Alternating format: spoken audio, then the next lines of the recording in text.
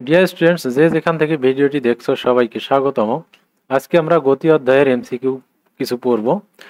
আহ, তো আমরা কথা না বাড়িয়ে সরাসরি শুরু করি।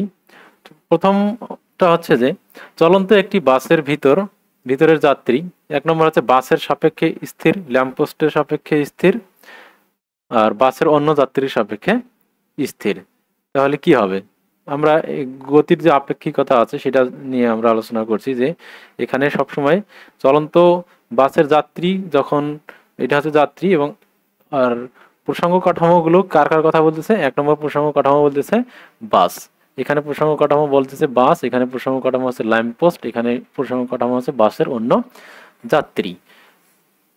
তাহলে বাসের মধ্যে যেহেতু এই ব্যক্তি আছে, তার আর একজন ব্যক্তি, এ হচ্ছে কি একজন যাত্রী, এটা হচ্ছে আরেকজন যাত্রী, তাহলে এরা তিনজনই কি করতেছে?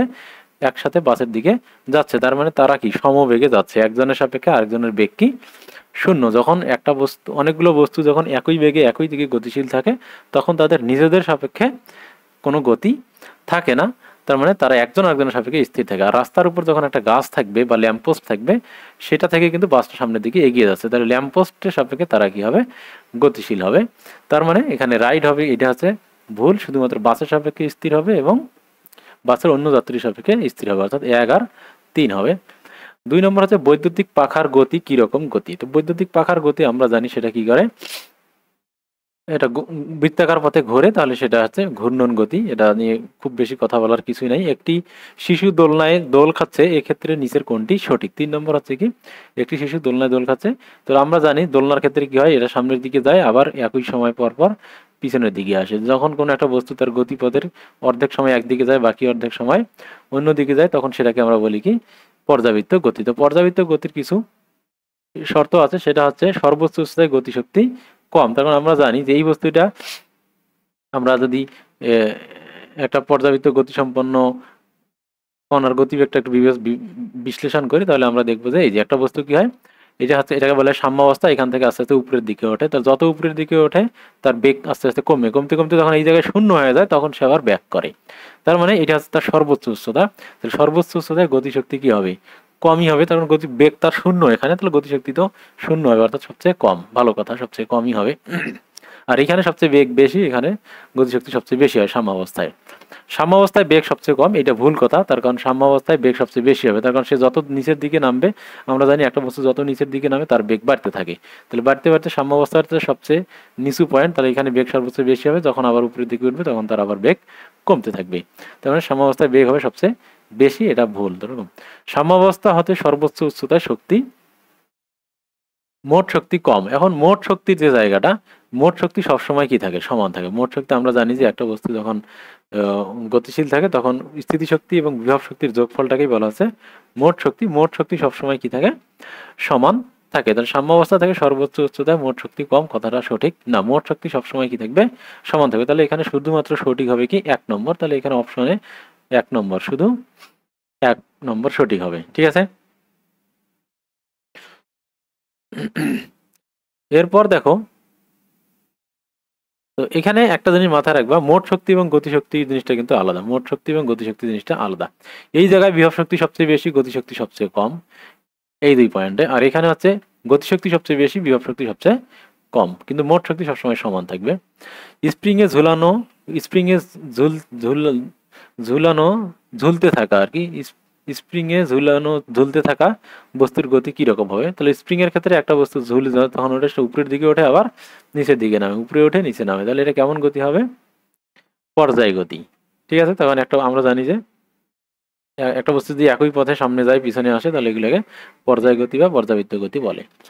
একটি বাক্সকে ধাক্কা দিলে এটি না উল্টিয়ে যে গতি লাভ করে সেটা হচ্ছে চলন গতি। এই যে না, আমরা চলন গতির মেইন সংজ্ঞাই হচ্ছে কি, বস্তুটা গতিপথে, বাঁকা পথে, সোজা পথে, যে পথেই দাগ না কেন, বস্তুটাকে কি করা যাবে না?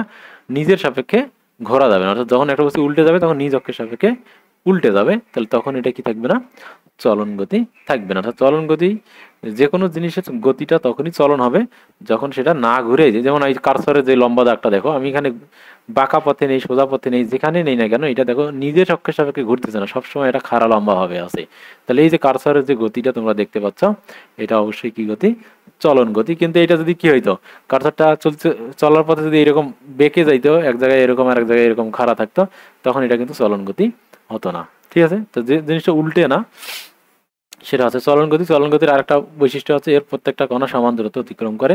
একটি বস্তুকে জি বেগে অর্থাৎ ক্যাপিটাল জি 9.8 বেগে যদি খাড়া উপরের দিকে নিক্ষেপ করা হয়, তাহলে সেটি কত দূরে উপরে উঠবে। তাহলে এটা যদি আমরা অঙ্ক করি তাহলে এটা খুব ইজিলি করতে পারবো। তাহলে আমরা সর্বোচ্চ উচ্চতার যে সূত্র এই সমান জানি কি, U square divided by twice জি। তাহলে ইউ স্কোয়ার, তাহলে জি বেগেই নিক্ষেপ করা হয়েছে, তাহলে ইউ এর মান জি স্কোয়ার হবে, ইউ এর মান জি হবে আর টোয়াইস জি, তাহলে জি আর ই স্কোয়ার কাটা, তাহলে জি বাই 2, তাহলে জি বাই 2 এর মান হচ্ছে 4.9 মিটার।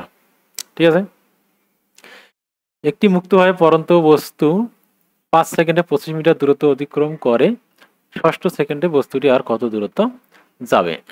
তাহলে এইখানে এই অঙ্কটা করার জন্য তোমরা এইভাবে বলছে যে ষষ্ঠ সেকেন্ডে আর কত দূর যাবে। তাহলে 5 সেকেন্ডে বলছে, তাহলে আমরা এখানে অতিক্রান্ত দূরত্বের যে ইয়াটা সেটা আমরা বের করব। তাহলে এখানে তোমরা দেখতে পাচ্ছ, আমরা জানি যে S one divided by S two, আমরা জানি যে অতিক্রান্ত দূরত্ব সময়ের কি বর্গের সমানুপাতিক। তাহলে s1 square divide by s2 square. এই ধরনের অঙ্কের ক্ষেত্রে তোমরা কি করবা, এই সূত্রগুলো অ্যাপ্লাই করবা। ঠিক আছে, অথবা তোমরা এইভাবে সহজেই লিখলে সুবিধা হয়। তাহলে S two divided by S one, যেহেতু সময়ের বর্গের সমানুপাতিক, এই অঙ্কগুলো করার ক্ষেত্রে তোমরা এইভাবে করবা, t2 square divided by t1 square. ঠিক আছে, তাহলে s2 সমান কি হবে, t2 স্কোয়ার মানে 6 স্কোয়ার গুণন s1 এর মান দেওয়া আছে 25, আর t1 এর স্কোয়ার আছে কত তোমার 5, তাহলে 5 স্কোয়ার, তাহলে 5 5 25, এটা কেটে যাবে, তাহলে হবে কত 6 6 36, তাহলে মোট 6। তাহলে এটা হচ্ছে কি, তাহলে আমরা এই s2টা বের করছি, এটা কিন্তু 6 সেকেন্ডে অতিক্রান্ত দূরত্ব বের করছি। তাহলে মোট 6 সেকেন্ডে অতিক্রান্ত দূরত্ব হচ্ছে কত 36, আর 5 সেকেন্ডে অতিক্রান্ত দূরত্ব হচ্ছে 25। তাহলে ষষ্ঠ সেকেন্ডে, তার মানে 5 থেকে 6 এই 1 সেকেন্ডে অতিক্রান্ত দূরত্ব কত 36 মাইনাস 25, তা হবে কত 11 মিটার। তো নিচের কোন শর্তটি পরন্ত বস্তুর ক্ষেত্রে বেশি গুরুত্বপূর্ণ। পরন্ত বস্তুর ক্ষেত্রে কি হয়, স্থির অবস্থান থেকে পড়া, তার পরন্ত বস্তু স্থির অবস্থান থেকে পড়তেও পারে নাও পড়তে পারে, তাহলে এটা খুব গুরুত্বপূর্ণ বিষয় না। বেগ হচ্ছে সময়ের সমানুপাতিক। হ্যাঁ, আমরা জানি পরন্ত বস্তুর ক্ষেত্রে ভি সমান কি ইউ প্লাস জিটি। তাহলে ইউ এর একটা যদি ফিক্সড মান থাকে, তাহলে ভি সমান ভি, জি এর মান তো ফিক্সড, সেক্ষেত্রে ভি প্রপোর্শনাল কি হবে, টি হবে। তাহলে এটা কি এটা ঠিক আছে। আর একটা আছে বায়ু অপরিহার্য না, বায়ু অপরিহার্য না, বায়ু না থাকলেই বরং সুবিধা, বায়ু থাকলেই তোমার সূত্রগুলো খাটে না। আর দূরত্ব হচ্ছে সময়ের বর্গের সমানুপাতিক। তাহলে এখানে তো তোমার দূরত্ব সময়ের বর্গের সমানুপাতিক হবে, দুইটাই সঠিক আছে। তবে এখানে যে জিনিসটা সেটা হচ্ছে পরন্ত বস্তুর সূত্রগুলো যদি আমরা অ্যাপ্লাই করতে চাই, সূত্রগুলো অ্যাপ্লাই করার ক্ষেত্রে স্থির অবস্থান থেকে পড়াটা আমাদের গুরুত্বপূর্ণ। স্থির সূত্রগুলো অ্যাপ্লাই করলে স্থির অবস্থান থেকে পড়া শুধু। এখন বেশি গুরুত্বপূর্ণ বলছে আসলে ক নম্বরও সঠিক, ঘও সঠিক, ঘও সঠিক, কিন্তু বলছে গুরুত্বপূর্ণ জিনিস কোনটা। তাহলে এখানে গুরুত্বপূর্ণ জিনিসটা হবে কোনটা, স্থির অবস্থান থেকে যদি পড়ে তাহলে সূত্রগুলো আমাদের বুঝতে সুবিধা হয়। তাহলে গুরুত্বের দিক থেকে যদি আমরা বলি, তাহলে বস্তুটা উপরের স্থির অবস্থান থেকে পড়লে আমাদের হিসাব নিকাশগুলো সুবিধা হয়, সূত্রগুলো প্রয়োগ করতে ভালো হয়। আর যদি এখানে বায়ুটা যদি বলতো বায়ু না থাকবে, তখন এটা কি, বায়ু থাকলে তো পরন্ত বস্তুর সূত্রগুলো খাটেই না। এরপর আছে মুক্তভাবে পরন্ত বস্তু সকল বস্তু কি করে, সমান সময়ে সমান পথ অতিক্রম করে, এটা প্রথম সূত্র রাইট। ভিন্ন ভিন্ন সময়ে ভূপৃষ্ঠে পৌঁছায়, তাহলে প্রথমটা যদি সঠিক হয় তাহলে তো দ্বিতীয়টা কি হবে না, সঠিক হবেই না, এটা অবশ্যই ভুল হবে। অতিক্রান্ত দূরত্ব সময়ের বর্গের সমানুপাতিক, এটা আমরা জানি, যে কোনো সমতরণে গতিশীল বস্তুর দূরত্ব হয় কি তোমার সময়ের বর্গের সমানুপাতিক, তার মানে এটা কি রাইট। ঠিক আছে, এরপর আমরা যদি 10 নম্বর দেখি, তাহলে এখানে সঠিক হচ্ছে তোমার কোনটা, 11 3 সঠিক, 11 3 সঠিক। এরপর যদি আমরা পরেরটাতে যাই, তাহলে কোন গতি বৃত্তাকার, উপবৃত্তাকার বা সরলরৈখিক হইতে পারে। তাহলে আমরা বলছি চলন গতি, আমরা জানি চলন গতির ক্ষেত্রে শর্তটা হচ্ছে সে যেমনেই যাক না কেন তার কি হবে না, নিজ অক্ষের সাপেক্ষে ঘোরা চলবে না। তাহলে চলন গতিতেই শুধুমাত্র এটা পসিবল। পর্যাবৃত্ত গতি হচ্ছে সরল দোলকের গতি, হ্যাঁ অবশ্যই পর্যাবৃত্ত গতি সরল দোলকের গতি। পেট্রোল ইঞ্জিনের গতি, এটা পেট্রোল ইঞ্জিনের সিলিন্ডারের গতি, সামনে যায় পিছনে আসে, সামনে যায় পিছনে আসে। কম্পমান সূর্যশলাকার গতিও রাইট, তার কারণটা একইভাবে কি করে সূর্যশলাকা, এই সূর্যশলাকার যে বাহুগুলো আছে এইদিকে যায় এদিকে আসে, এভাবে কি করে মুভ করতেই থাকে। তাহলে এটা 1 2 3 সব কটাই কি সঠিক। এরপর যদি আমরা যাই বেগের পরিবর্তন যদি হয়, তাহলে বেগের পরিবর্তন কিসের কিসের কারণে হয়? মানের পরিবর্তন, তাহলে ভেক্টর রাশি, বেগ হচ্ছে একটা ভেক্টর রাশি, তাহলে আমরা জানি ভেক্টর রাশির পরিবর্তন মানের পরিবর্তনের কারণে হয়, দিকের পরিবর্তনের কারণে হয়, এবং মান এবং দিক দুইটাই যদি পরিবর্তন হয় তাহলেও হয়। তাহলে এটা সঠিক হচ্ছে ঘ। 13 নম্বর বলছে যে একটি বস্তু সরল পথে 20 মিটার দূরত্ব অগ্রসর হয়ে সেখান থেকে একই পথে 4 মিটার ফিরে এলো, তাহলে সরণ ও দূরত্বের পার্থক্য কত? তাহলে আমরা এখানে একটা ছবি আঁকার চেষ্টা করি। তাহলে সে করলে কি করে, এই জায়গায় প্রথমে গেল, এটা কয় মিটার, সে এখান থেকে এ থেকে বিতে 10 মিটার সে গিয়েছে, ঠিক আছে। এরপর সে একই পথে ফিরে আসছে, আমি একটু নিচ দিয়ে আঁকি। তো একই পথে সে এবার কোন পথে ফিরে আসছে, এখানে সি বিন্দুতে আসছে, এটা কত মিটার, 4 মিটার ফিরে আসছে। তাহলে আমরা সরণের ক্ষেত্রে জানি তার আদি অবস্থান এবং শেষ অবস্থানের মধ্যবর্তী যে সরলরৈখিক দূরত্ব সেটাই হচ্ছে সরণ। তাহলে এই দূরত্বটা কত হবে, তার 10 থেকে 6 4 বাদ দিলে 6, তাহলে উত্তর হবে কত, 6, এটা উত্তর 6 সরণ হবে। তাহলে ও সরণ হচ্ছে 6 মিটার, আর দূরত্ব হচ্ছে কত, দূরত্ব কত, অতিক্রান্ত দূরত্ব কত, আমরা দূরত্ব জানি যে মোট সে যে পথ অতিক্রম করবে সেটার কি, সেটা টোটাল দূরত্বটাই হচ্ছে কি তার দূরত্ব। দূরত্ব হচ্ছে কি এখানে 10 আর এখানে 4, তাহলে মোট 14, তাহলে তার অতিক্রান্ত দূরত্বটা হচ্ছে কত, 14। অতিক্রান্ত দূরত্বের ক্ষেত্রে সে যে পথেই যাক না কেন সে যতখানি অতিক্রম করবে সেটাই, সে জয় মিটার অতিক্রম করবে সেটাই হচ্ছে কি তার দূরত্ব। তাহলে ডিফারেন্স হচ্ছে তোমার 8, তাহলে 8 মিটার হবে। তাহলে 14 থেকে 6 বাদ দিলে হয় 8 মিটার, ঠিক আছে। এরপর আছে 100 মিটার ব্যাসার্ধ বিশিষ্ট একটি বৃত্তাকার পথে একবার ঘুরে আসতে এক ব্যক্তির সময় লাগে 2 মিনিট। তাহলে 1 মিনিট ঘোরার পর তার মানে সময় কত লাগে, তার 2 মিনিট সময় লাগে। 1 মিনিট ঘোরার পর তার সরণ কত হবে?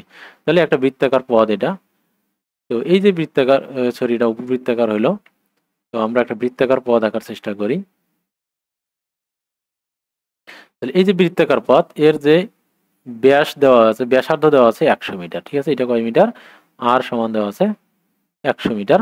আর সে পুরো এখান থেকে যদি যাত্রা শুরু করে তাহলে পুরো রাস্তা ঘুরে আবার এখানে আসতে তার লাগে 2 মিনিট সময়। তাহলে 1 মিনিটে সে যাবে বৃত্তের অর্ধেক। তাহলে 1 মিনিটে বৃত্তের সে কোথায় আসবে, এখানে আসবে। তাহলে এটা যদি এ পয়েন্ট হয় তাহলে এ থেকে সে কোথায় আসবে, বি পয়েন্টে আসবে। এবং সরণ কত হবে, তাহলে তার সরণ আমরা জানি সোজাসুজি দূরত্ব। তাহলে ব্যাসার্ধের উপর দিয়ে যখন এই সোজা দূরত্বটা মাপবো সেটা হবে ব্যাসের সমান, তাহলে ডি সমান হবে 100 গুণন 2, অর্থাৎ তার এখানে সরণটা হবে 200 মিটার, ঠিক আছে, 200 মিটার। আর যদি এখানে আমরা করি তাহলে তার তার কত হইতো, দূরত্ব কত হইতো, তো দূরত্ব হতে এইটা, অর্থাৎ তার পরিধির অর্ধেক। তাহলে 2 পাই আর ডিভাইডেড বাই 2 অর্ধেক, তাহলে শুধু হইতো কি পাই আর 100 পাই হইতো, সেক্ষেত্রে কি হইতো 100 পাই হইতো, ঠিক আছে। তো এই এমসিকিউ গুলো আশা করি তোমরা বুঝতে পারছো। তো